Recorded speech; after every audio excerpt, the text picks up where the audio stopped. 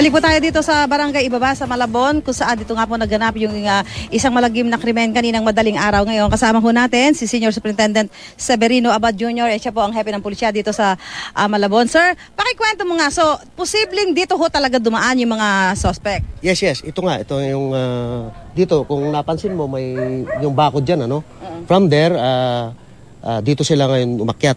Okay, and then dito, nakatanong sila dyan. Dito ngayon, dito. Ito yung sa pinto na ito. Yan ang pinto. Very ano kasi ito eh. Kung mapansin natin, madali lang ito. Madali lang mabubuksan. Yes, ayan lang Kahit madali. Pag nakalak sa loob yan, sir. Yes, parang ito lang. Yan lang. Yes. Tapos, And then, dito, from there, dito na. Ito ngayon yung victim natin. First victim natin. Si Felizardo. Dito. Yes, si Felizardo. So, ito yung unang in-attack, of course. Ito na. Saan mo natapang Dito mismo sa ano niya. Sa kama niya. Okay, dito. And then, tuloy natin. Dito ngayon yung si yung kanyang Gio. anak. Dito naman. Yes. Actually, dito si Catherine. Nakalak lang ito. Yes, si Catherine. Yung nasa baba, yung mother. Si Mother Kuring. So, nung nagkakaroon ho ng konting komosyon, ang presumption niya based dun sa statement niya parang ano lang kasi nga may dumating na balik bayan boxes. So sinasabi ng parang baka ang akala do hindi na natin maano dito.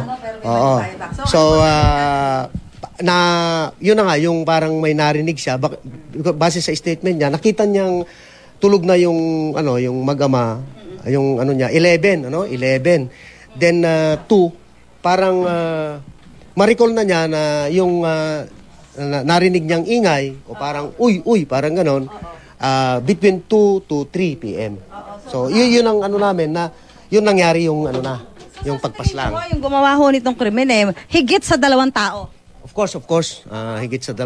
Kasi nga mayroon na kaming tinututukang grupo at saka yung cited na within the vicinity na nasaitan. So nakita naman natin yung tinali sila and then yes. Sa tingin ho, bakit ho yung pagkakapatay ho masyadong karumal-dumal, masyadong marahas? Yun na nga. As of now, our official position, sabi ko nga is, this is a case of robbery with homicide. Kasi nga, may mga kinuha na gamit. Okay, the motive is robbery. May mga gamit na kinuha. But we are not, hindi kami because of the, yung pagka-brutal ng, imagine, kung na-identify lang, di ba? Hindi lang talaga natin pwede ipakita sa TV kung gaano ho karahas yung pagpatay, pero talagang doon sa pagkakagawa ho, parang matindi yung galit. Galit sa So, tinitignan pa rin natin yung anggulo na yon na hindi parang yung robbery just to iligaw tayo. So isang isang anggulo na tinitignan din natin. But ulitin ko as of this point in time the case is considered as a robbery with homicide. Sir, nakita ko yung lugar papunta dito, Eskinita at maraming bahayan, may mga tao na posibleng may mga nakakita. Ano ang panawagan natin? Yun na nga, hanggang ngayon hindi pa rin magkamayaw yung ating mga follow-up, mga personnel natin para kumalap ng mga ebidensya or where we can start the investigation. So ang pinaka-importante ito yung pakikipagtulungan ng ating kung nakita mo naman yung lugar pakikipagtulungan ng ating mga kabarangay dito sa Barangay Ibaba. Siyempre may mga relatives din sila. So still tuloy-tuloy pa rin yung natin. May mga grupo kaming tinitingnan, anggulo na tinitingnan para mabigyan natin ng hustisya itong karumal-dumal na krimen na nangyari dito sa... Sir, paalala ho natin sa mga kababayan natin, ito ho, nakita ho natin, di ba? Ito ho'y mataong, ito, yung residential area na ito, hindi ho ito parang liblib na lugar, pero nagkaroon ho ng ganitong karumal-dumal na krimen. Ano ho ang maipapayo natin sa ating mga kababayan para hindi ho tayo mabiktima ng ganitong mga klaseng mga grupo?